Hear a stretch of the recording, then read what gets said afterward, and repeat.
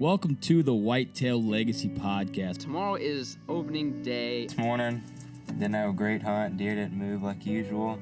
We just got set up in the middle of this bedding thicket. We've been saving this spot from the rut. I think it's a nice buck.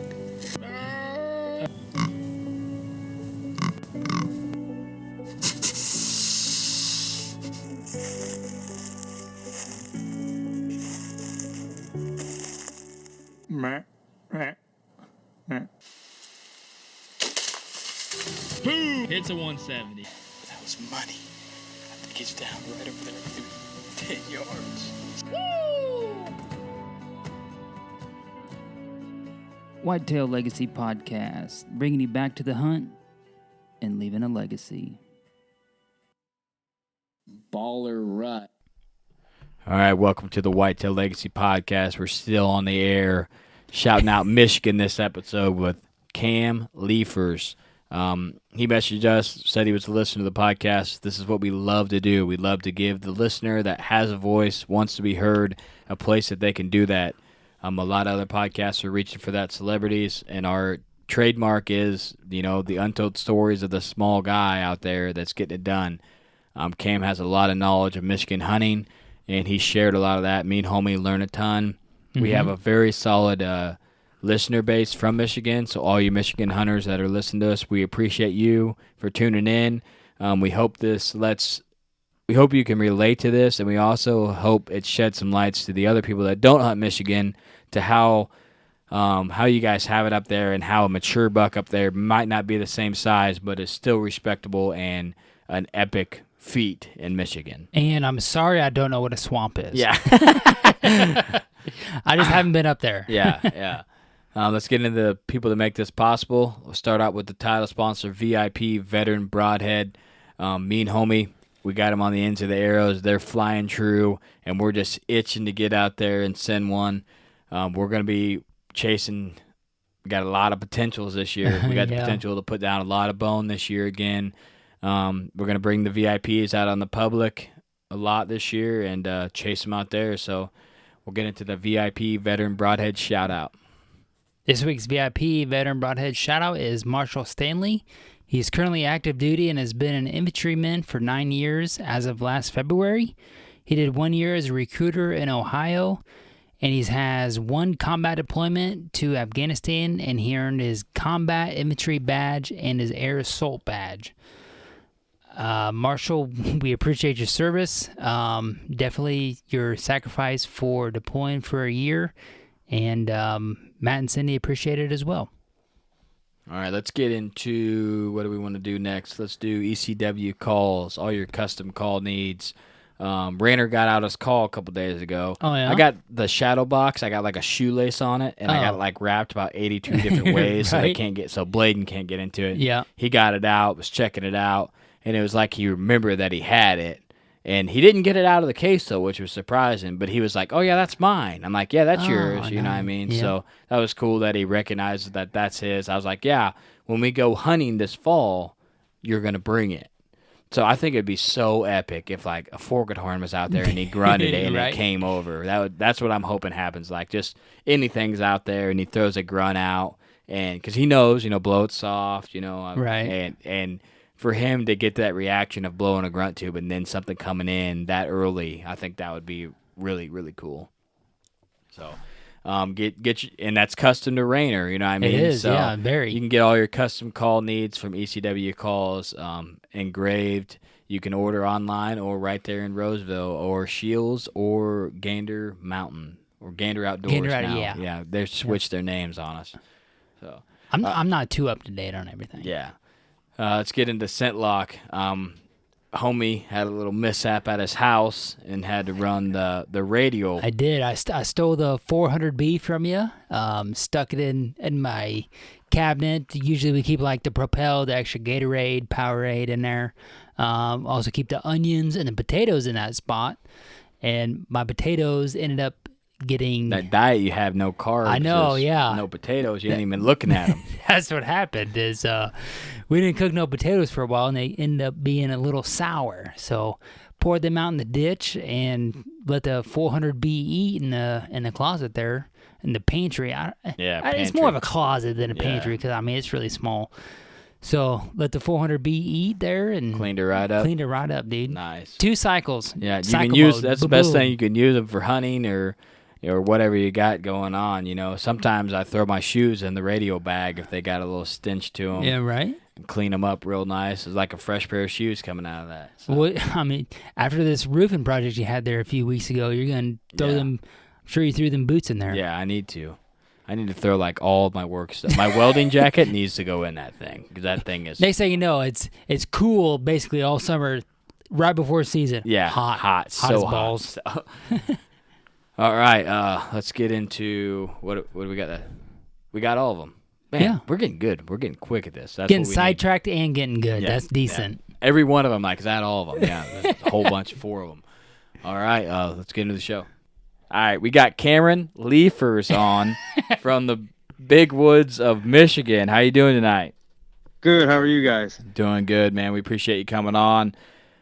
We know literally nothing about hunting Michigan, literally zero. So when you came on and said, hey, I want to talk about Michigan hunting, you're the kind of guy that we're looking for, just a normal guy, and that's getting it done and knows a little bit about something that we don't know, So we can learn from you a lot, and you're also part of Midwestern Pursuit. We're getting into that later, but I'm excited to follow you guys and for our listeners to learn a bit more about that team. But let's get into your 60-second commercial for the listeners. Tell them a little bit about yourself. Yeah. So my name's Cam Leiffers. I live in Flushing, Michigan, Genesee County. I've lived here all of my life. I've been hunting for about 11 years now. And hunting in Michigan is, everyone and their brother hunts in Michigan. It's a huge tradition, and I take really big pride in that. I love bow hunting. That's a huge passion of mine. Filming has become an even bigger passion. And just the struggles of hunting, especially in Michigan, which I'm sure everyone has heard about, is really where I kind of take pride in that. I love the struggle. It's hard. I haven't even shot a deer in 2 years because of the struggle. And so that's kind of where I come from, and can't wait to dive into Michigan more with you guys. Yeah, we've heard the rumors. Michigan is a big listener state for us, so we're excited to have you on and maybe get a guy on here so these Michigan guys that are on this podcast, like, we cannot relate to anything that you're saying. They can finally be like, yeah, this guy, we can relate to him, so. Right. That's why we really wanted to have you on, and we try to kind of touch base with most of our big area listeners, and Michigan's one that we really haven't had a huge shout out for, so I'm excited to learn and for you to give a solid shout out for Michigan. Yeah, I think it's important. I mean, I've been listening to you guys for a long time, and I have related to some things on there, and I just think it's important to kind of show the other states. I mean, there's some states, that you never really hear. You never hear about someone saying, oh, I'm going to go take 4 days off of work to go up to Michigan and hunt. Yeah. No one does that. I mean, but that's just because it is harder. But the amount of hunters in Michigan, I think, is what makes it harder. But I mean, it's so much more to Michigan hunters than just hunting big bucks, and I think that's also something very important to touch on. Okay, yeah, let's break it down, man. Let's go ahead and go. So, say me and homie, we're loading up the truck right now, man, and we're driving to Michigan, and you're the guy I call, like, all right, what's my first step? Because I don't know what I'm doing. Right. And I think it's for go into a lot of it. I really want to highlight, I feel like if you're going out of state, and I feel like you need to know what your goal is, right? Yeah. So I want you to highlight kind of what we would expect, but I also want you to highlight what is a realistic goal for us going up there. We're going to be hunting public, obviously. What's a realistic goal? That's just something I want you to hit. But here, this is your show now. You got the reins. Teach me and homie what we need to do. All right. So if you guys want to come up here and do a public land hunt, you're going to see, first of all, you want to think about what kind of terrain you're going to be hunting. Michigan can be very diverse in some areas. Depends on where you go. If you go up in the Upper Peninsula of Michigan, you're going to see nothing but woods upon woods for miles and miles and miles. You won't see any houses. You probably won't see any people either. And then you also won't see too many deer. in the Upper Peninsula of Michigan, the wolves and the many predators that are up there have killed off so many. The bears have killed off so many deer up there. I mean, it's hard to even get a good population up there anymore, which is it's hard to hear about, and it's tough for those hunters that do go up there because there's a huge tradition of hunting up there. Um, then when you come down to the lower Michigan, there's a big population of deer. So wherever you go, you're gonna see a lot of deer, and in the terrain, you're gonna have big woods. I mean, you're gonna have pretty much big open, like hundreds of acres of open timber with some thick brushy areas and then some swamps. That's typically the habitat type you're gonna see throughout Michigan. Um, and so with that, I mean, you're gonna want to bring a tree stand. For public land hunting, tree stands way more preferable than a ground blind or sitting on the ground. You do have the traditional hunter that's gonna sit on the ground, but I mean that's just me. Yeah, I'm that a is tree just stand me. hunter all the way. Yeah. I can't see anything on the ground. I don't think I'm like like ninja enough to be on the ground. Right. That's just not something I have done a lot. And confidence is key for me. So if I'm sitting on the ground, I'm like, man, this deer can see me like 500 yards away right now. You know what I mean? That's what's in my Right. head, whether it's true or not. You know what I mean? But it's just something I'm not comfortable with. So we're loading up the tree stands right now. We got them in the back. Right. Yeah, and in mobile hunting nowadays, which is I think that's the new age of mobile hunting with say lighter tree stands. I think that is huge for Michigan, just because of the habitat type. There are some spots where you're only going to be able to shoot 20 to 30 yards because it is thicker, and then there's some spots where you're going to be able to shoot 50 to 60, more open woods type of situation. And I think mobile hunting is super important because with all the woods, with open woods, it's so hard to pattern deer in open woods. I mean, there's not a really, sometimes there's not a definitive deer trail. They're just kind of walking throughout the woods. Say if it's a good oak, a lot of acorns and stuff like that throughout these open woods. They're just going to be kind of cruising around throughout the openness of the woods. So you need to be able to be mobile with your hunting to see where those deer are moving, to be able to get closer, or get up tighter, do a buck bed or wherever you want to go. So when it comes to hunting public land, I mean, you're gonna see deer. That is for sure. In the lower peninsula of Michigan, we have a good population of whitetail, which is very nice to have. But you're not gonna see. You guys are from Illinois. You got your neighbor of Iowa. Stuff like that. There's some giants around there, and we just don't have those caliber of deer, unfortunately. If you see a 140-inch buck, I would highly suggest you take that buck. It's just we don't have the 160s to the 170s. We just don't. I mean, we do, but they're so far in between that it's not likely, especially on public land, because of all the hunters that are in Michigan. You're gonna see a couple people, I'm sure, depending on where you go. You're gonna see a couple people on that public land, so you're not gonna be alone. And so I would say if mature deer hunting is the number one thing you want to hit for Michigan. There's a lot of older bucks. They're just not very big.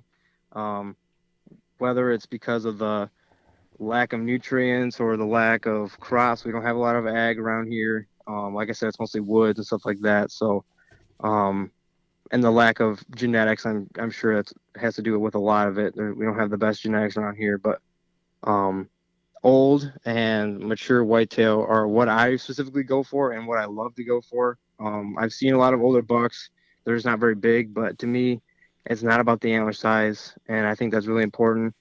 To me, it's more about the maturity of the animal. Like I would love to see someone shoot a 5-year-old and up whitetail than a 4-year-old and below.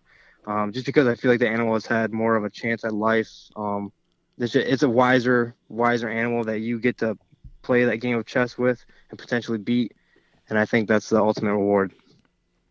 Yeah, I would agree. I think if we came up there, I would automatically lower my standards of what was going on. I would, yeah. Yeah. But I think it would be cool to to hunt those big woods. That's something that I don't know how many times I've mentioned that on a podcast. I feel like I have a grasp on Illinois, but I could not go. I could not sit here and say if I went to another state, I could kill. And a lot of people would say that. But I just not experienced enough. And there is guys out there that can do it. They know what to look for. But so you got all these thousands of acres of woods that are just never ending. How are you locating these mature bucks or these area that these mature bucks like? Right. Like I said, mobile hunting is huge. You got to find out where they're bedding. That is number one. I mean, their mature bucks have a specific spot where they're going to want to bed, year in and year out. I mean, and if you can locate those spots, you have a way better chance at killing a nice buck throughout the year. And that's something that I've done personally on my properties. I'm only 20 years old. I don't have property for myself. I do a lot of door knocking. I do a lot of permission hunting. And so I do have piece of property that's around 100 acres just down the road from my house that I went up on the guy's door, knocked, and told him who I was, said, I'd mow your lawn for you if you'd let me hunt your property. And whatever said, it takes, yeah, man. Yeah, That's a good exactly. tip. If I had a few acres and and I didn't hunt, I hate mowing my yard. I'd be like, okay, man, you're in. Once a week, you're in. And Flushing's a small, suburban town, so I mean, there's not too much around for good hunting wise. But if you can find those good suburban areas where some of these bucks like to go, I mean, you already got a good, foot in the door there. So with this guy, like I said, I got permission there, and scouting. I think scouting is also big too. During the summer is good. Everyone wants to scout during the summer because they think you can just do whatever you want throughout the woods. You're not going to scare too much off, which is, not totally true, but some of it is true. But I also think in-season scouting is very important also because the bucks ranges change throughout the year, and I mean, I'd like to think that everyone kind of has an idea of that. That's why you see some bucks during the summer just out in the middle of the field doing wherever, and then during the hunting season they're not there.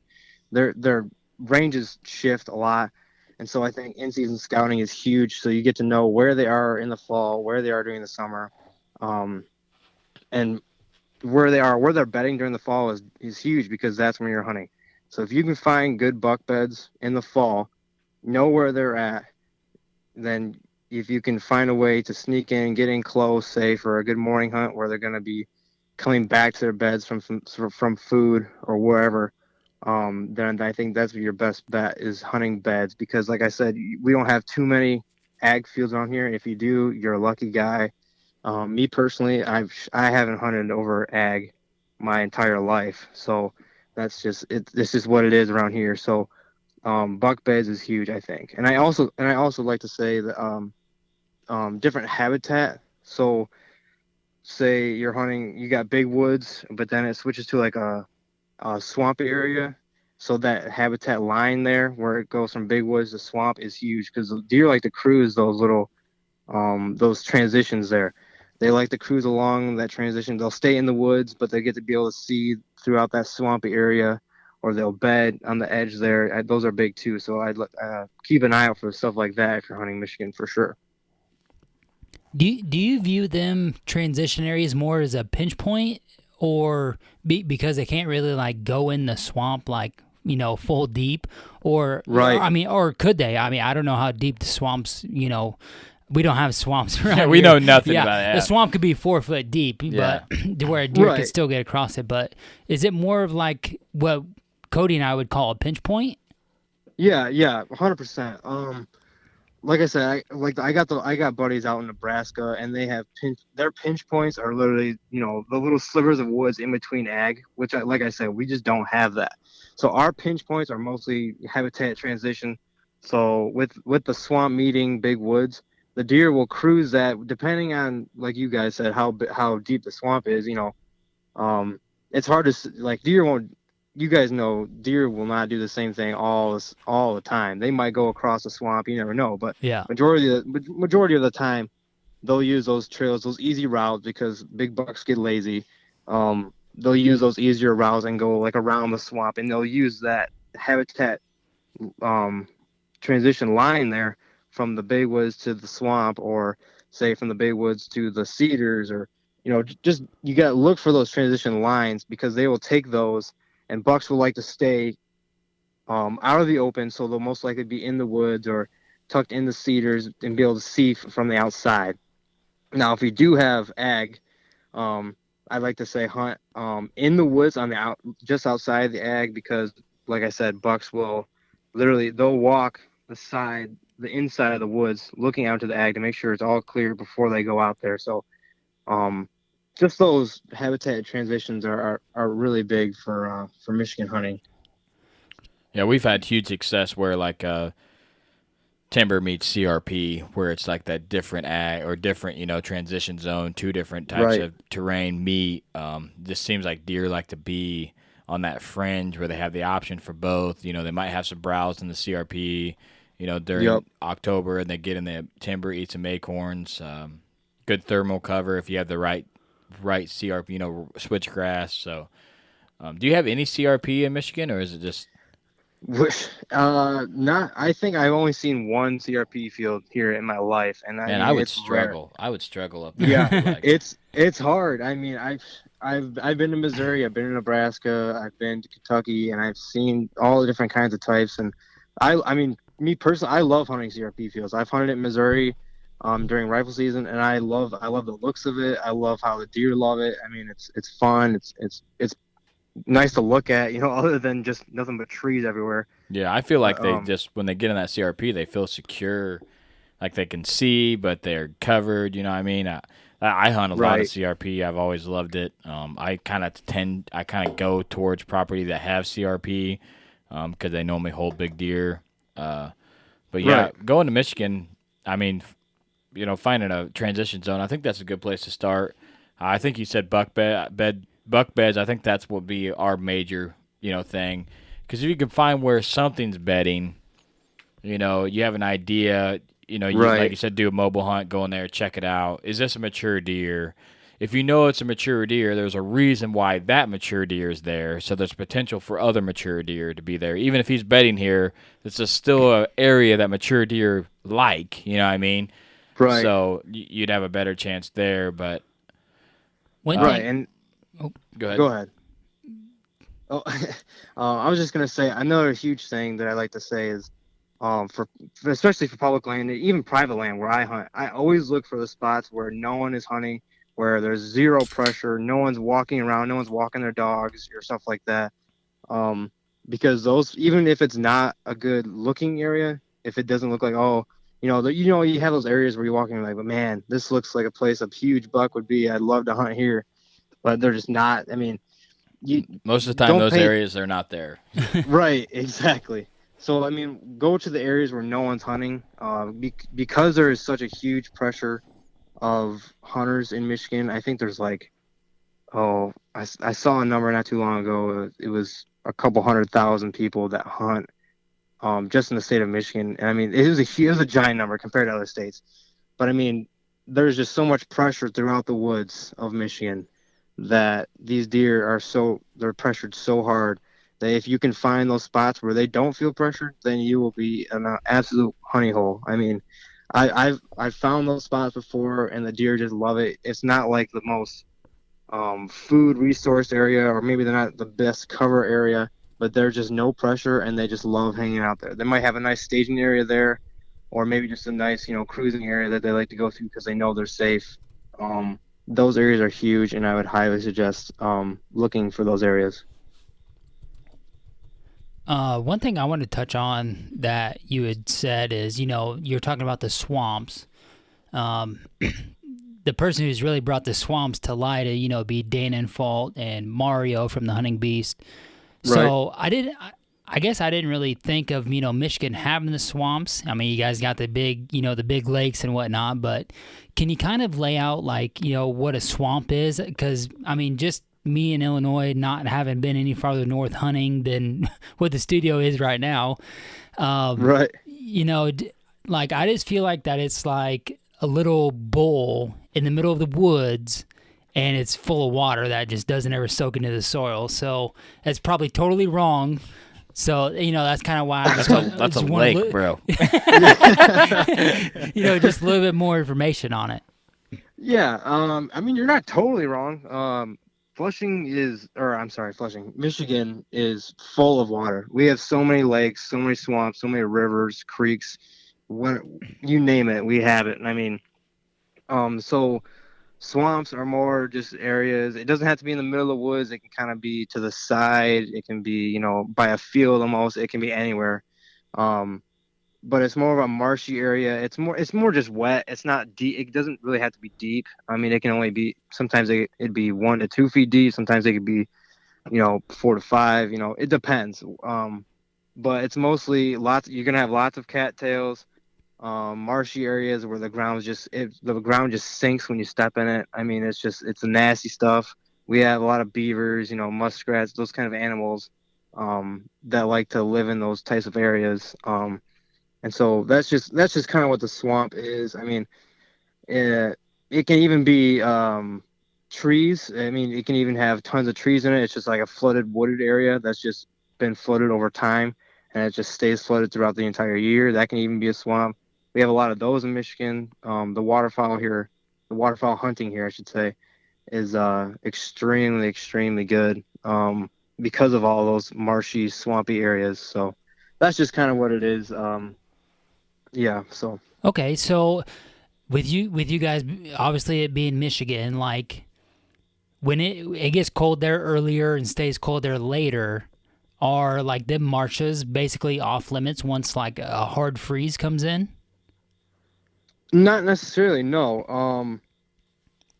Off limits to the hunters or to the deer, are you saying? Just like hunting and access and be able to get there and be successful. Honestly, I'd say if you're hunting a swampy, marshy area, I'd say as soon as it does freeze, I think it's more, you're more able to access the area because it does freeze. So say if you get a good freeze it turns to ice, the marsh is more of a solid and you can actually walk across. Mm-hmm. I would use that more of an access point than just walking. So say you have a swamp on an edge in between like an ag field and the woods, and you want to be able to hunt the ag field, but you don't want to just walk straight across it. I just go through. You'd be able to walk through the marsh area when it's solid, ice. It's solid. You can walk on it. That way, you're more apt to be quiet. You're not gonna have a lot of noise or stuff like that, and you can still be able to hunt that area just because it is frozen over. When it's not frozen over, obviously you can't walk through it unless you got some good waders. I mean, it'd be rough, but yeah. I mean, I wouldn't say it's an area I wouldn't go to if it does freeze over, because the deer are still going to walk. They're probably going to be more apt to walk through it when it is frozen. It just depends. You have to play stuff by ear here because the weather is so unpredictable. I mean, you'd have a freeze one morning and then that night it could thaw out. So you just never really know. Michigan's a crazy place to hunt. I'd say that. I would do with those swamps. Is there ever any like peninsulas out there that connect maybe two areas that's not swamp? Maybe swamp on both sides, because that would be a major pinch point in my mind. Just get like trapped on there. Well, no, like a peninsula where there's like two marshes on each side. And, there's one like exit and one entrance. Yeah, that would be a pinch point where deer could funnel through. Yeah, 100%. Actually, one of my really good friends and I just scouted a piece of land a year or two ago where it was like the exact same thing. There was a river that ran through this public land, the Shiawassee River, that is. And on each side, there was these peninsulas, these little pinch points of these peninsulas that came down. They kind of sloped down to the river, but then came back up the other side. And all around those peninsulas was marsh and swamp and nasty stuff that when it did get raining more in the fall, which it does around here, it rains a lot more in the fall. It turns to a swampy, nasty stuff. So those deer are going to be up on those peninsulas, those high points to get out of the water. Probably bed on those peninsulas because they're trying to get up out of the water and stuff like that. But yeah, those are great transition lines that I would hunt for sure. Yeah. So you got the big wood areas. what is your so a food source? What would be a major food source for a mature buck in that area? In the big wooded areas. Yeah. Yeah, acorns for sure. Anytime, any kind of acorns, white oaks, stuff like that. They're hitting them hard. We usually have acorn drops mid to late September, into early to mid October. I mean, it just depends on the year. But if you have a good acorn drop in a good area where it is mostly open woods, they're going to be cruising through those areas, just nailing those acorns. I mean, since we don't have a lot of ag, and I mean, even in some places where they do have a lot of ag, they're really hitting those acorns hard sometimes of the year. And that's pretty much a lot of what we have in Michigan is just nothing but acorns. I mean, we have some, stem plants lower to the ground that they'll munch on. If you can find a good area where it's more open in the middle of the woods, you get an open spot where the sun's kind of hitting it. You'll get a lot of plant life that they like to eat. But I'd say for sure 100% more of the acorns is top food source around, at least where I am. And That would in be the northern. yeah. That'd be super hard for me to hunt, because you got a giant set of woods, and there's a lot of acorn trees out there. So finding that acorn area that they're gonna hit, like you said, it's just got to be on scouting. It's just got to go back to like where we run a lot of trail cams, which I think trail cams would help you some, but that in-season scouting, like when the acorns drop, you need to be out there like, okay, where is the deer sign at on these acorns, and then make a move instead of like us relying on, we got this camera on this field edge. We know we're going to get nighttime pics, but we know where he's coming from, and then we bread trail him back. Right. And I mean, when you're hunting acorns, stuff like that, it is hard, like you said, especially if you have a couple 100 acres of nothing but woods and you have acorn trees all over the place. They're dropping good crops. You have no idea where they're going to specifically. Like I said earlier, you got to find the buck beds because bucks are not going to travel. I mean, until you get to the pre-rut and to the rut, they're not going to be traveling too far from their beds to get up and eat. So if you can, like I said earlier, find the beds first and then kind of backtrack. So then you find the beds and you find out, okay, where is the nearest area where they could have some good feed, or where is the nearest, acorn drop area or the stem area. Find those areas and then kind of just backtrack, say, okay, he's going to get up out of his bed here, walk 50 yards and hit all his acorns and just walk back. Because sometimes that's what bucks do. They don't, during the early to mid-October area, they're not going to go too far from where they're bedding. So that's huge. And because of the fact that this year, as of 2019, you can't bait anymore in Michigan, which I don't know if you guys knew or not, but that took into effect in January of this year. Wow. Yeah, you cannot bait during season or even at all. You can't. I feel like baiting would be huge up there. Like if you could bait, you could draw some stuff in, Right. Food, so especially late season, no ag. Right, yeah. I mean, they're out there eating tree bark. You know what I mean? Oh yeah. Oh yeah.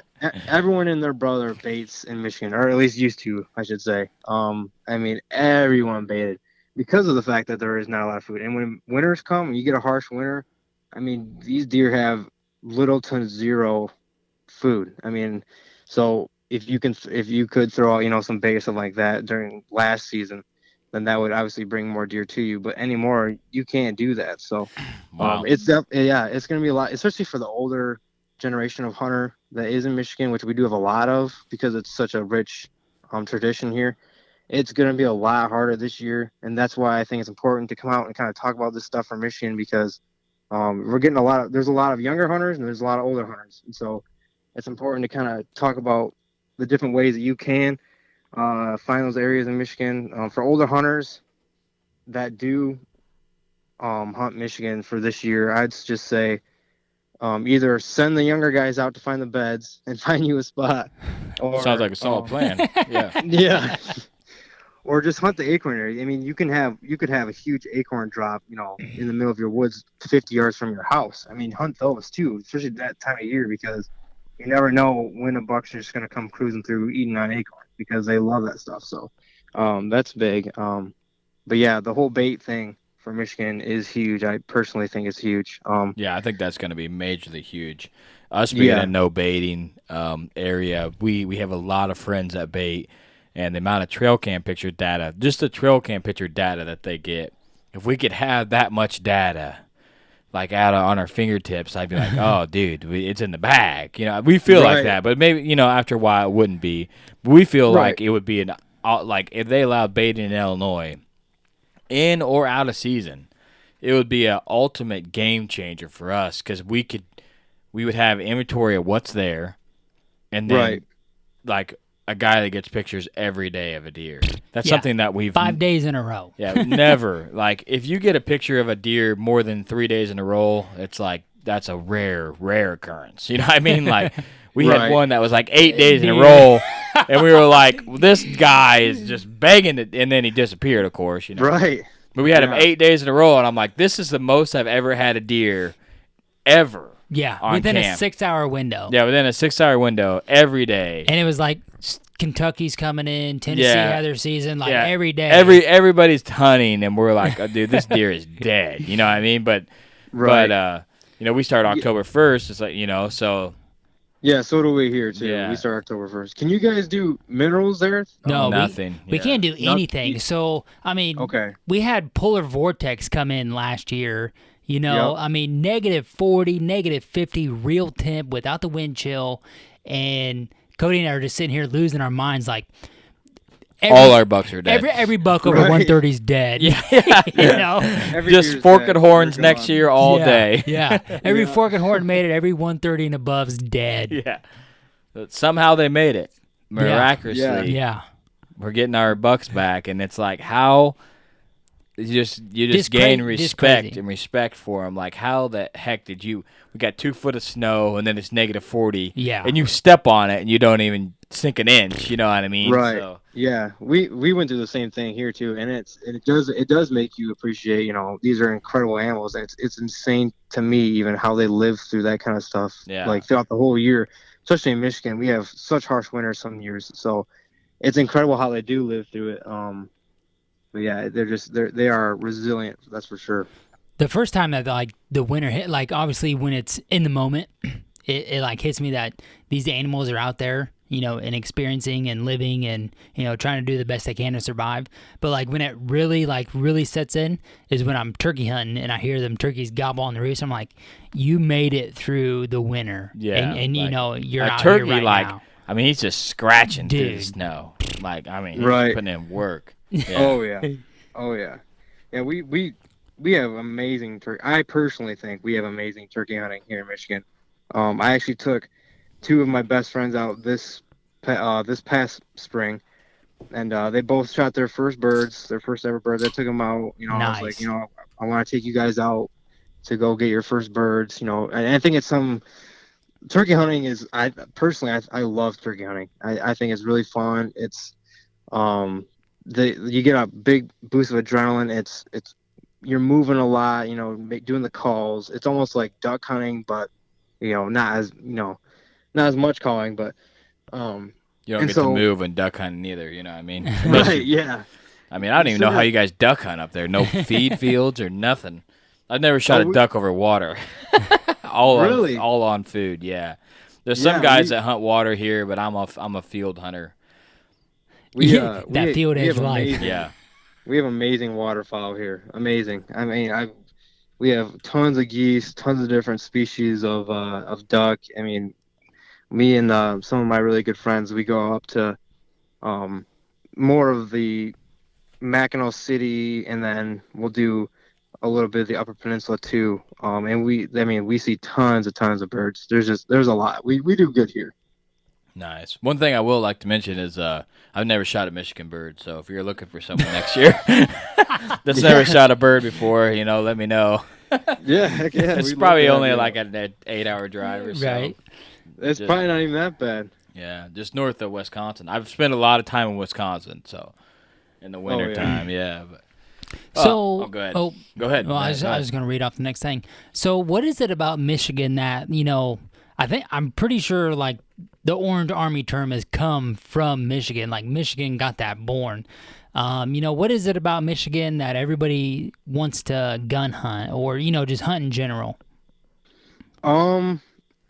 I don't know if it's definitely not Michigan's just the state to gun hunt. And I don't think that's it. I think it's just, like you said, the Orange Army thing. I don't know if Wisconsin started the Orange Army or Michigan did or not. I mean, I'm not too good with that history of it, but I just think the tradition of gun hunting in Michigan is so big, and the same thing with Wisconsin too. You're gonna have tons of gun hunters in Wisconsin, but with Michigan too. I mean, we just have, it's a very populated state, I'd say, very very populated state, and you also have a very huge population of hunters as themselves, whether it's bow or gun, and most of the hunters here are not just restricted to just bow hunting. Most of the guys here, if they do bow hunt, they definitely gun hunt, and the same vice versa.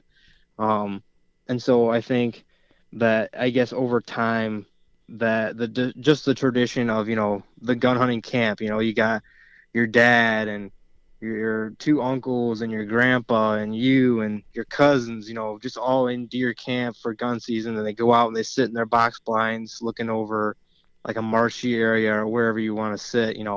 I think that just that tradition of it that just has gone over the years is what has made Michigan the gun state, I guess I'd say. And just the fact that it's a 2-week gun season. I don't know if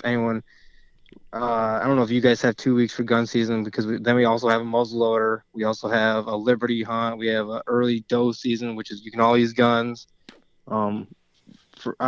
Me personally, I don't think the regulations in Michigan are what they should be. You get 2 buck tags here, automatically, and then you can also buy doe tags, on top of that.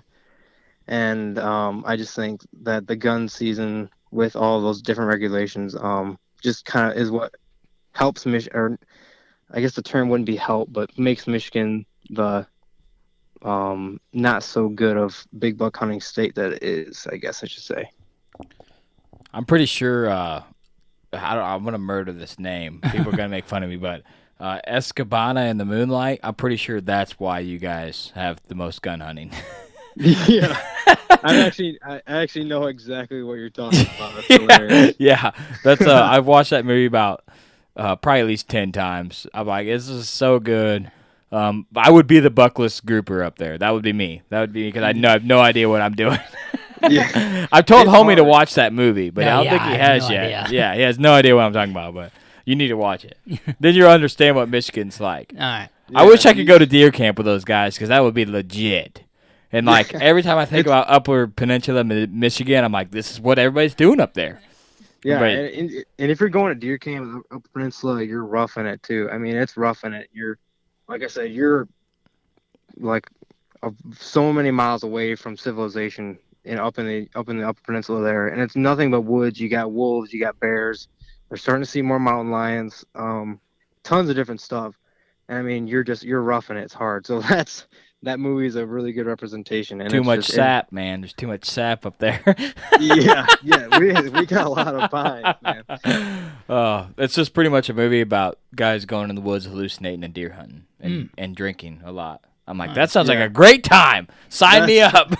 That's the Michigan dream right there. Yes. That movie. Perfect. So I've been planning on shouting that out for the whole time we've been podcasting. Been saving it in the bank, but No, I just didn't want you. I just didn't want you to think I was like, calling it out or taking a shot at Michigan. But I just feel no. when everybody talks about Michigan, it's everybody gun hunts. But I think it's very cool that a lot of people hunt, and it's something that, just like you said, that I don't think is a transition here. Like up there, if you gun hunt, that you also bow hunt. I feel like it's backwards here. Like definitely everybody who bow hunts, not definitely, but everybody. Yeah, mostly everybody who bow hunts, gun hunts, but not everybody who gun hunts, bow hunts. Just because there's a lot more work to get your equipment sighted in. You have to practice regularly, and just like when I started bow hunting, which I'm still fairly new according to everybody else's standards. Like, you're hunting different times of the year. Deer are doing different things. They're on acorns at the beginning of the year. Then they're transitioning into scrapes. And then next thing you know, the rut's coming in. Like, our gun season falls the weekend before and the weekend after Thanksgiving. And, we have 3 days. We have Friday, Saturday, Sunday before, and then after Thanksgiving, we have Thursday, Friday, Saturday, Sunday, and then we have the muzzleloader the following weekend for 3 days. That's our gun season entirely. And also, I think in that muzzleloader season, you use a handgun. Right. Yeah. So, that's our entirety of the gun season, and I feel like the people who do that don't necessarily transition to bow hunting. Not all of them, yeah. Yeah. I feel like there's a lot more yippies here is what the problem is. I feel like Michigan, you guys got the hard winters. You guys are used to kind of roughing it. I feel like that's, like you said, Michigan has that, deep hunting tradition. I feel like there's a lot less big towns in Michigan. They're kind of spread out, a lot of low population urban areas.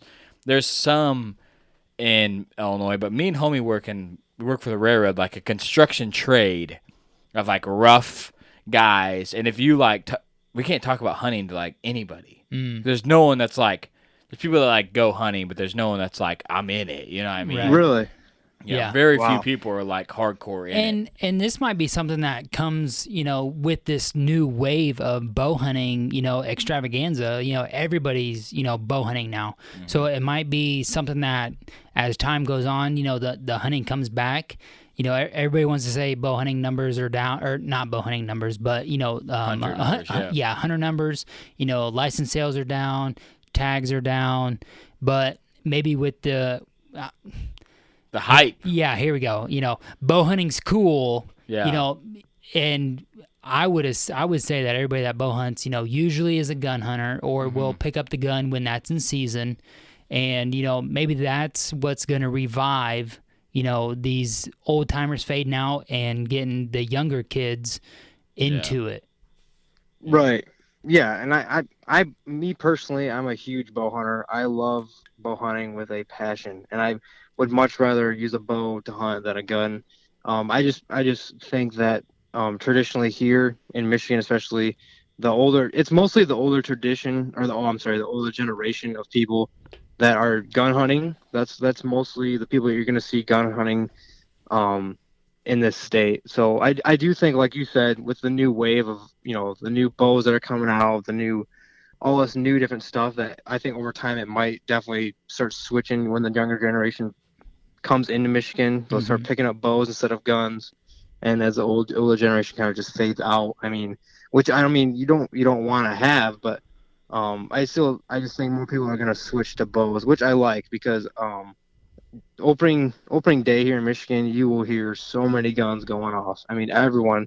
And I mean, no exaggeration. If you walk up to someone here in Michigan and you ask them if they hunt, they'll either say yeah all the time, or yeah I have a few times. Everyone has hunted or does hunt. That's awesome. So yeah. It's I know it's hurting your see. guys' deer size, but I think ag's hurting it a lot too also. But I feel like that's super cool. I wish there was more guys around our area that hunted, be honest with you.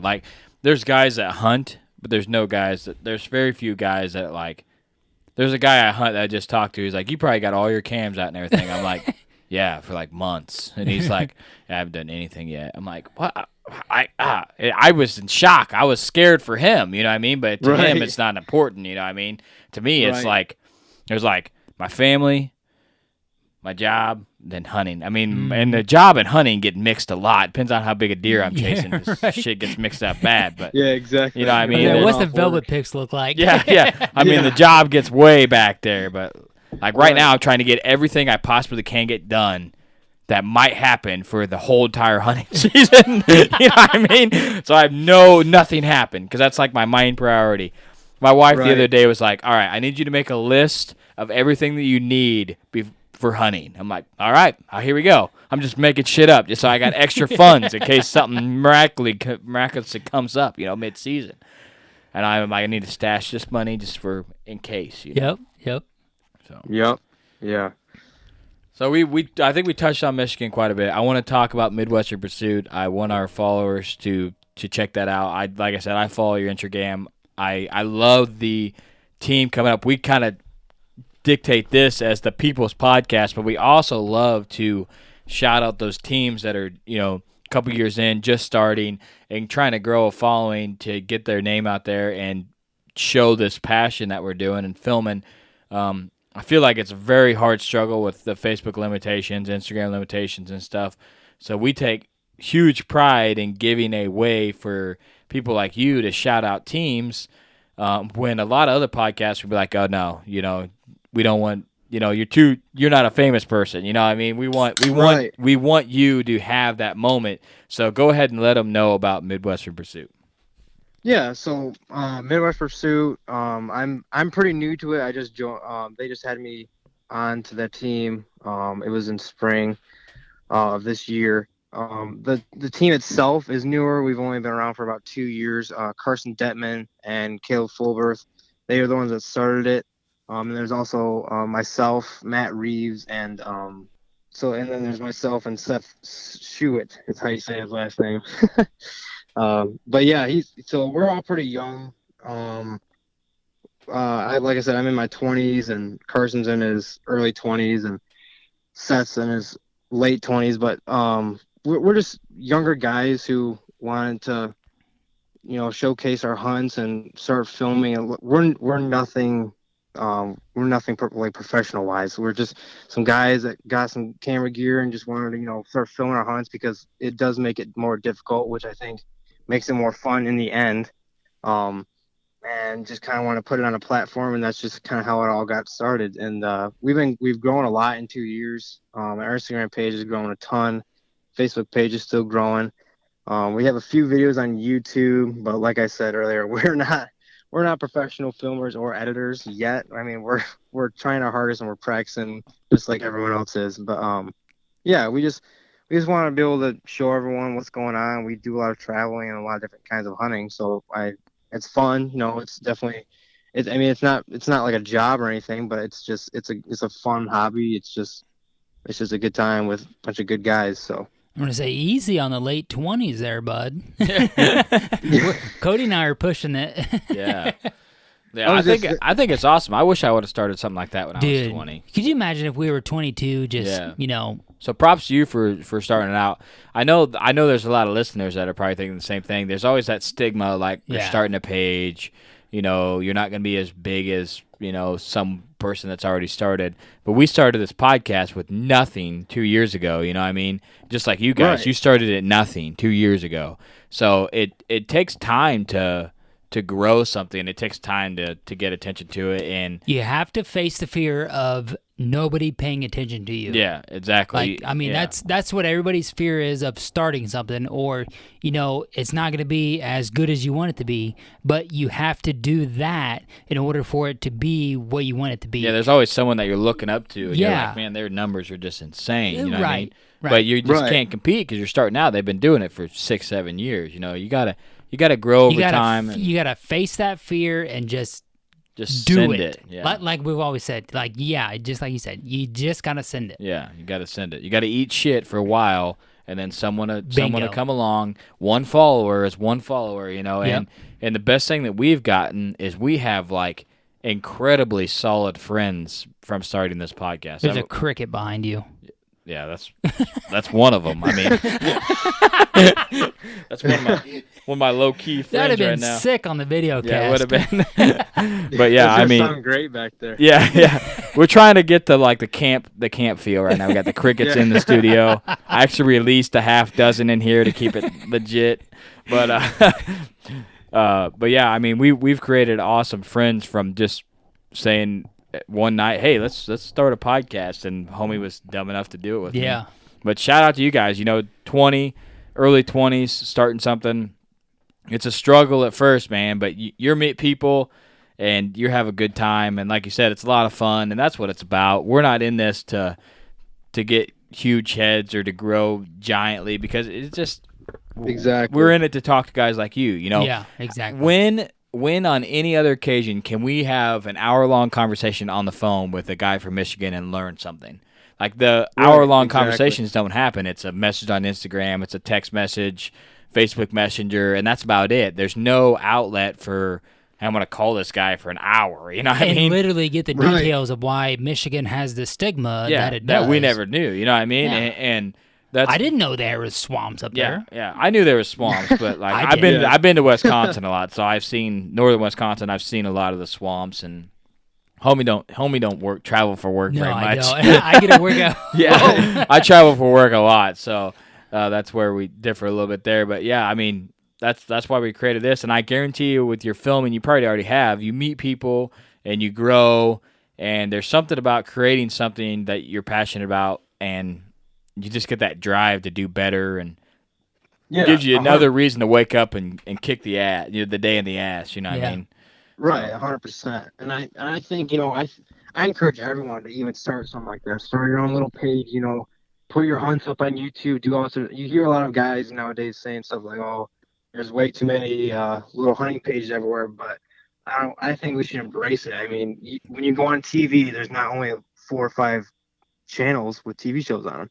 Yeah. There's tons of different channels. There's tons of different stuff, and I think that we should focus the same type of thing on these hunting pages. I mean, let everyone get into hunting. Our hunting numbers are going down, which I think is very sad, and I encourage everyone to hunt, and I want to bring as many people into hunting as possible. And if that means having them start little Instagram or Facebook pages, then go ahead. I mean, it's all in good fun. It's all in good fun. It's all for the sport. I mean, and like you guys said, the people you meet and the different connections you can make through hunting and the hunting industry is huge. I mean, I've met tons of guys. You guys know the guys from the Rise. I've talked to Tyler a couple times. I mean, those guys are all great dudes, and they do great work. Yeah, they're solid dudes. The Rise, we've been friends with them for a while. We actually got to hang out with them at ATA, and hell yes, we had a hell of a time. And it's cool, like you said, like without this podcast, we never would have met them guys. So, right, exactly. And Tyler lives probably like 10 or 15 minutes from my house. So that's awesome. Yeah, not far at all. Yeah, it's crazy. Like I looked at it one day when I first figured out who he was. I was looking at his page like, man, Montrose, Michigan. That's like 10 minutes from my house. He's right around the corner, pretty much. Yeah, that's cool. So, and if he would have never started a page, you would have never known. So that's a shout out to the listeners. If you're thinking about starting something, do it, man. Yeah, if you have an idea. We started with one follower, you know what I mean? So right. We are no better than anyone else that's listening to this podcast right now. So right. And at any age, if anyone out there wants to start at any age, do it. I mean, it's fun, it's a great time. For the amount of time that I've been doing it, which isn't long, I've grown a whole new amount of passion and learned a lot more through hunting, through doing these types of things, filming and working with other people. I mean, I've gained many friendships. Like I said, the guys from Midwest Pursuit, they're now one of my good friends. They're all my good friends, great guys. And I mean, it's important too to, make new friendships through hunting. And I think at any age, I mean, whether you are younger or older, start up a page. It's fun. Go have at it, Yeah, I think that's a great way to end it, man. Get the hunter numbers up and start a page if you want to. Get out there, have some fun, man. We appreciate you coming on and letting us know a little bit about the Michigan struggles and the traditions up there. Yeah, guys, I really appreciate it. Thanks a ton. I really enjoyed this episode. It's been a while since we had not a legend, but just like a random listener on.